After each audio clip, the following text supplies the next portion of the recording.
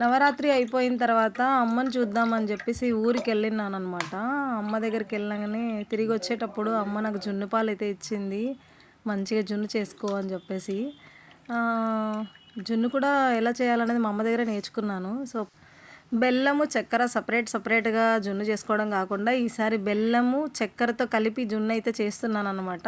దాంట్లో పెప్పర్ కూడా వేసుకోవాలి. పెప్పర్ వేసుకుంటే మనకు వాయు అలాంటివేం రాకుండా ఉంటాయి. కొంచెం కాళ్ళు నొప్పులు కూడా ఉంటాయనమాట. సో, అట్లా కూడా లేకుండా ఉండడానికి పెప్పర్ అయితే ఏసుకుంటాము. 2 ఇలాచీ అయితే మనం ఫ్లేవర్ కోసం అయితే వేసుకోవాలి. బాగా బెల్లం ముక్కలు ఇవన్నీ మొత్తం కరిగేటట్టుగా బాగా కలబెట్టి తిప్పుకోవాలనమాట.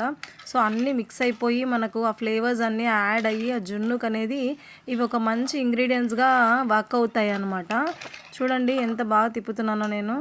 సో, తర్వాత ఒక గిన్నెలో నీళ్లు తీసుకొని ఇంకా స్టీమ్ లాగా చేయాలన్నట్టు.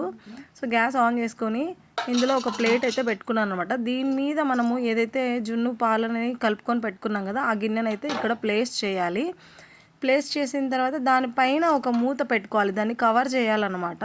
సో, ఈ ప్లేట్ పెట్టుకున్నాక ఈ పెద్ద గిన్నెను కూడా మనము ఇంకొక ప్లేట్‌తో కూడా మనము ఈ గిన్నెనైతే కవర్ చేసుకొని పెట్టుకోవాలి. సో, స్టీమ్ మీదనే మంచిగా ఈ జున్ను పాలంతా లోపల బాగా ఉడుకుతుంది. సో, ఒక 20 మినిట్స్ వరకైతే 20-25 మినిట్స్ వరకైతే నేను సిమ్‌లో అయితే పెట్టాను.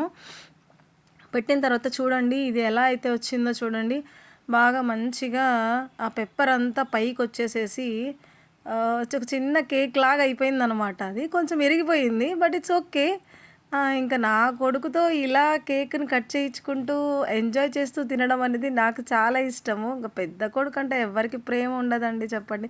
నా కొడుకైతే ఇది ఒక చీజ్ ముక్క లెక్కన చూసుకుంటూ అమ్మా! వావ్! అని చెప్పేసేసి నాకు అది చూడండి ఎలా తీస్తున్నాడో వాడు ఒక చీజ్ ముక్కని ఎలా తీస్తున్నాడో అలానే తీసాడనమాట. He is so happy to see this అమ్మా! నా ఫేవరెట్ ఇది అని చెప్పేసి నాకు ఇది చేశాడనమాట.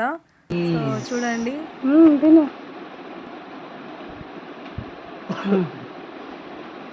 మన